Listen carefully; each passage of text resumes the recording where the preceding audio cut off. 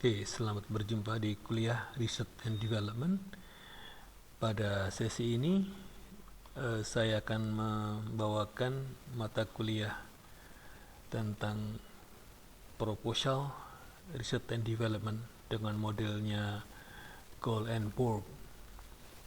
Yang akan kita bahas adalah latar belakang atau background of the study, review of related literature, kajian pustaka, dan research method.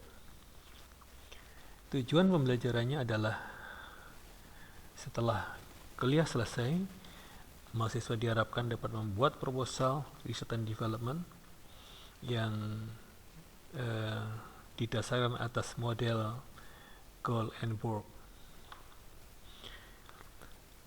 Di latar belakang itu ada 4 hal yang sangat penting untuk diperhatikan, yaitu tentang bagaimana yang pertama menulis itu adalah menulis general statement. Kalau tentang writing misalnya, jadi lebih pada general statement terhadap essay writing misalnya. Dan kedua, dari general statement itu baru kita masuk ke fakta yang terjadi di lapangan kayak apa.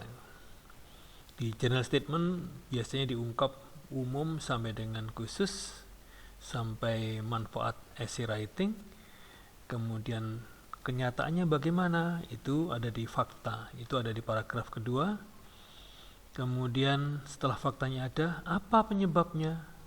Kok faktanya seperti itu? Maka di sana ada penyebab terjadinya sebuah masalah. Kalau sudah ada masalahnya, paling tidak solusinya bagaimana. Maka di situ ada solusi yang harus dapat menyelesaikan masalah yang terjadi. 4 ini adalah kerangka pikir sederhana yang wajib ada dalam setiap latar belakang masalah. Jikalau berlebih, maka sifatnya adalah additional atau tambahan yang mendukung dari masing-masing paragraf ini. Oke, mari kita lihat bagaimana membuat sebuah statement yang sederhana. Kami berikan contoh yang pernah saya tulis untuk mata kuliah ini, misalnya seperti ini. Nah, untuk general statement of essay writing itu biasanya langsung aja, biar gak usah mulu-mulu, gak usah lewat bahasa Inggris adalah bahasa internasional, gak perlu. Kemudian pentingnya bahasa Inggris juga gak perlu, langsung aja to the point supaya lebih fokus. Saudara menulisnya fokus saja, gak usah kemana-mana. Misalnya begini, essay writing adalah salah satu mata kuliah yang diajarkan di prodi bahasa Inggris semester 6 misalnya. Kalau saudara menggantikan dengan semester lain atau di prodi lain, terserah. Apa tujuannya? Nah, ini yang paling penting. Dengan tujuan untuk memberikan kesempatan kepada mahasiswa untuk mengembangkan keterampilan menulis essay pada tingkat lanjut, namanya advanced level. Nah, tujuan ini adalah penting ditulis karena tentu kita akan mengungkap tujuan ini tercapai atau tidak, begitu. Nah, selanjutnya setelah statement ini selesai, maka kita masuk langkah berikutnya, yaitu fakta yang terjadi. Kayak apa faktanya? Mari kita lihat. Nah, fakta yang terjadi dengan tujuan dari essay tadi tercapai tidak? Nah, tetapi karena faktanya begini, selama ini kenyataan kemampuan menulis essay mahasiswa masih sangat rendah dan masih jauh dari tingkat lanjut advanced level. Mereka masih belum paham tentang organisasi penulisan. Dalam menulis itu ada organisasinya, misalnya ada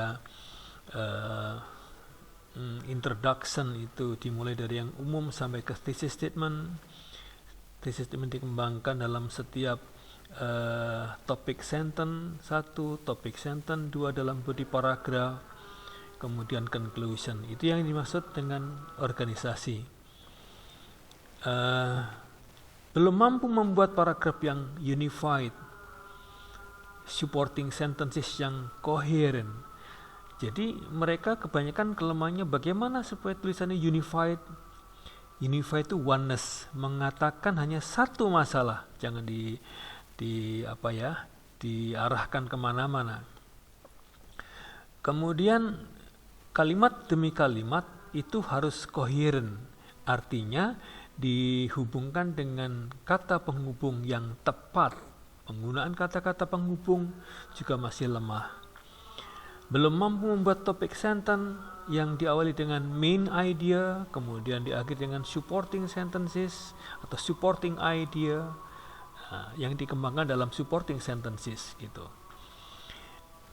Sehingga dapat dikembangkan menjadi paragraf yang baik dan dapat menjelaskan thesis statement yang ada di akhir paragraf pembukaan, introduction.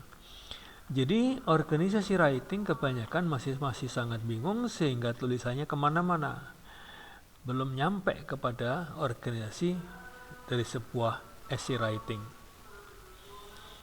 Nah, ini biasanya ditemukan pada awal mau membuat desain yang dikatakan bahwa di desain pertama adalah ada need assessment atau need analysis. Disinilah ketemunya.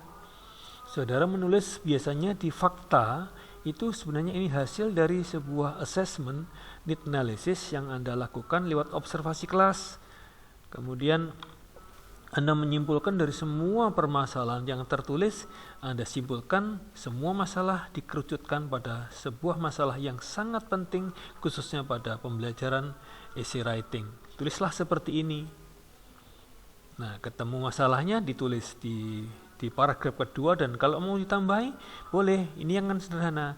Misalnya Anda menemukan tentang pendapat expert tentang kelemahan essay, ini malah bagus ditambahkan di belakangnya.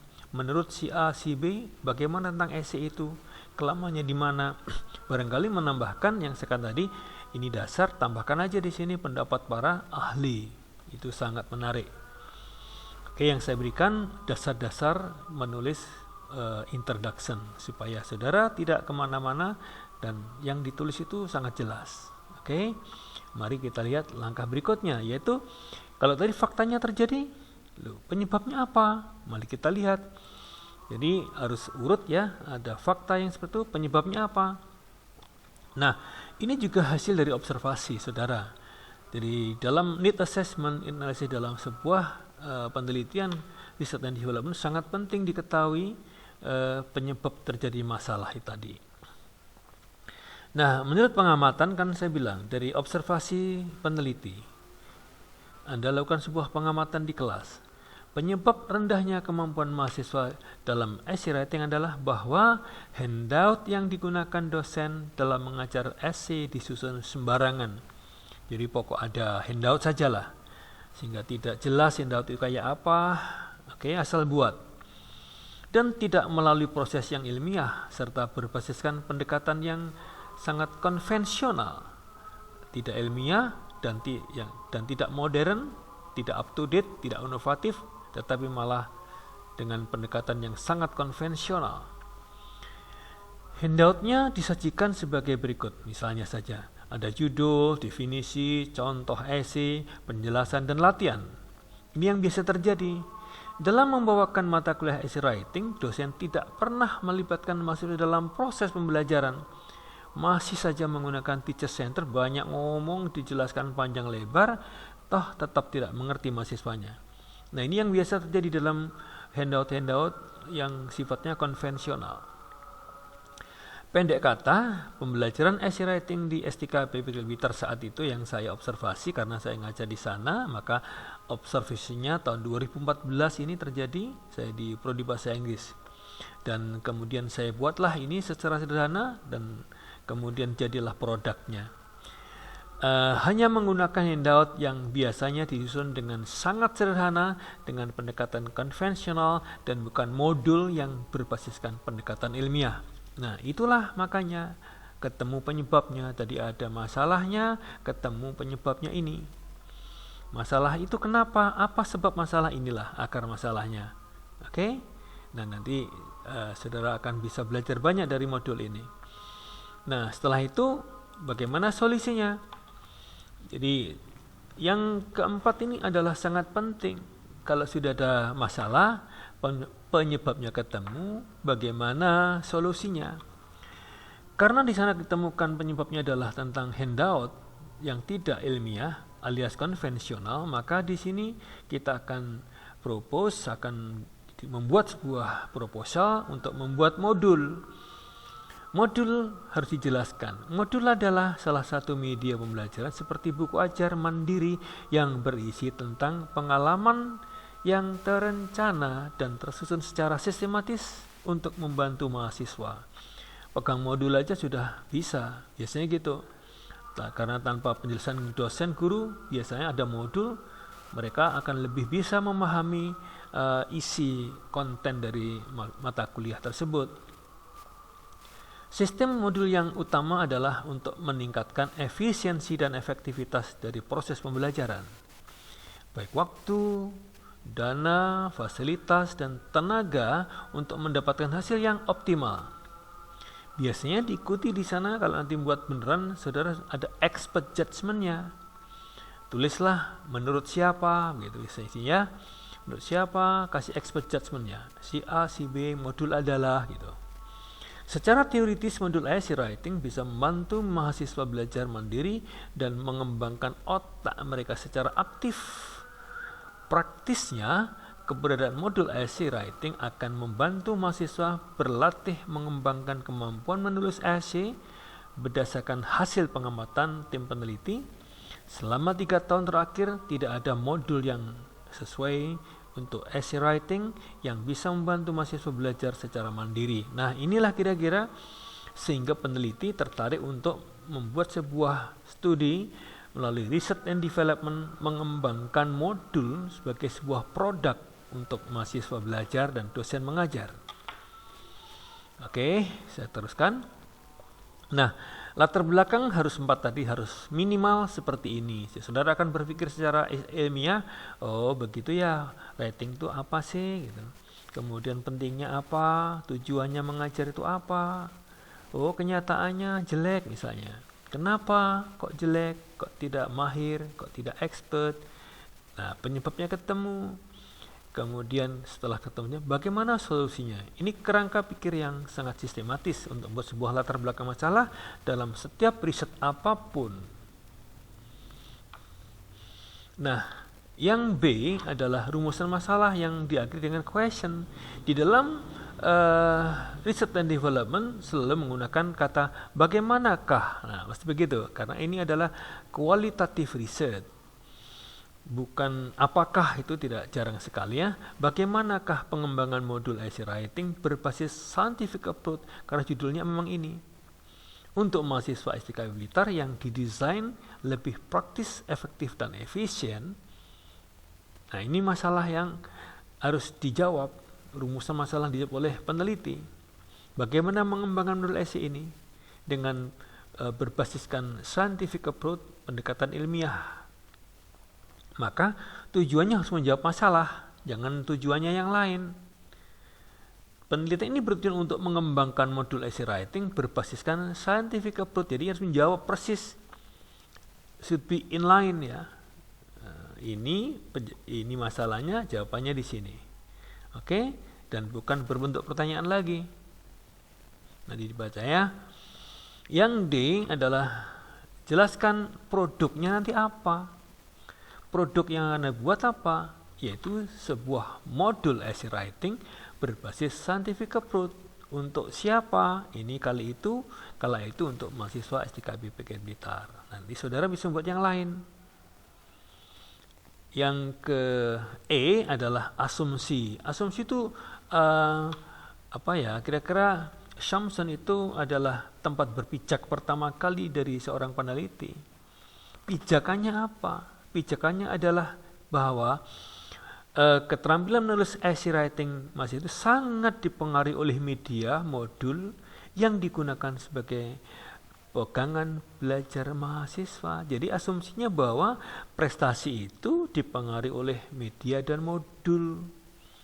Ini harus jelas ya. Asumsi ini bisa dari para expert dan bisa dari Anda membaca banyak buku, hasil seminar, diskusi ilmiah, dan biasanya dari pola pikir kita yang mengarah bahwa anggapan dasarnya jelas seperti itu. Oke. Harus ada batasan masalah supaya produk kita nanti tidak kemana-mana. Penelitian ini dibatasi pada pengembangan modul essay saja dan juga berbasis scientific approach. Untuk siapa? Nah, untuknya ini yang penting. Nanti kalau skala lebih besar Anda membuat buku yang lebih besar, maka ya untuk mahasiswa, tidak usah ada label-label ini gitu. Tapi tentu proses pengembangannya harus lebih detail. Uji cobanya harus berkali-kali dan skalanya lebih luas dan bahkan sangat luas. Luarannya apa? Tim peneliti, karena biasanya meneliti itu dari 1, 2, 3, 4 orang. Tim peneliti atau kalau saudara mandiri peneliti mengharap produk yang dihasilkan dapat lebih bermanfaat pada proses belajar mahasiswa, khususnya di STIA Blitar. Ya, selain itu, tim berharap penelitian ini dapat diterbitkan di jurnal standar nasional dan bahkan berstandar internasional yang terakreditasi. Nah, ini harapan berikutnya, produk itu bisa, bukunya tadi, kerangka teori dan hasilnya itu bisa dimuat di jurnal-jurnal ilmiah. Bagus, kalau tulisan sudah bagus, maka bisa dimasukkan di sini. Oke, saya lanjutkan. Nah, berikut setelah introduction yang terdiri dari background of the study sampai produk yang terakhir tadi, maka di bab 2 biasanya adalah kajian pustaka. Ya, di kajian pustaka hanya saudara bicarakan tentang yang terkait dengan masalah atau judul yang saudara ambil. Kalau di sana ada writing, ya writing. Kalau di sana essay writing, ya writing, khususnya di essay writing. Di sana kan ada membuat modul, jadi modul. Pendekatannya scientific approach. Jadi 3 ini tidak boleh lewat. Karena 3 ini harus dikaji, dicari kajian pustakanya, dicari kerangka ilmiahnya. Dari buku, dari internet, dari penelitian yang sudah pernah ada, dari semua sumber yang ilmiah. Gitu ya. Kita lihat sekarang contohnya. Nah, di bab 2 itu kajian pustaka. Ya kan ada writing, dicari writing itu menurut siapa? Cari expertnya. Mungkin kembangkan ke aspek writing. Type of writing. Terus ini tentang writing. Semua tentang writing. Jadi Anda atau saudara bisa mencari referensi sendiri. Kalau writing sudah, masuklah ke yang kedua. Apa? Scientific approach. Apa itu? Nah, di kurikulum juga ada. Bacalah teorinya, tulis semua. Anda di sini bisa menulis, kalau ini sebuah resume, maka Anda bisa membuat kalimat dengan kalimat saudara sendiri. Kalau ini kutipan, ya ikuti cara mengutip pendapat orang. Ya. Nah, ini kira bentuknya tentang alur scientific approach-nya. Mulai observing, questioning, associating, experimenting, dan networking atau diseminasi produk di sini ya. Nah, ini dibaca sendiri dan kuasai prosesnya. Oke, kemudian yang terakhir yang harus Anda tulis adalah tentang modul, karena di sana ada modul. Modul itu apa, terus menurut siapa, dan seterusnya. Tujuan modul apa, karakteristik modul bagaimana. Ini pokoknya semua yang ditulis adalah kerangka teori yang terkait dengan judul saudara. Nggak terlalu sulit, bisa dicari di mana-mana, dikembangkan, ditambah expert lebih banyak, lebih bagus. Saya bilang, yang saya tulis adalah yang simple, yang jelas, dan saudara tinggal mencari expert di sana-sini, sehingga akan lebih menarik, lebih luas jangkauannya. Oke, ya kita lihat lagi yang terakhir, metode penelitian. Nah, di sini sudah saya jelaskan di kuliah kemarin. Jadi di dalam mengembangkan sebuah produk itu bab 3-nya adalah research method atau metode penelitian, dan bukan ditulis metodologi penelitian. Hati-hati ya. Karena metodologi tidak membicarakan secara spesifik, tapi lebih umum. carilah metode penelitian, ditulis mulai model pengembangannya, kemarin kan pakai Borg and Gold sudah saya jelaskan, ada 10 langkah. Sudah kami jelaskan semua, ditulis saja. Kemudian juga Anda menulis bagaimana langkah pengembangannya. Sudah saya jelaskan kemarin, mulai analisis kebutuhan yang tadi need assessment dipakai dalam introduction tadi, sampai terakhir revisi produk.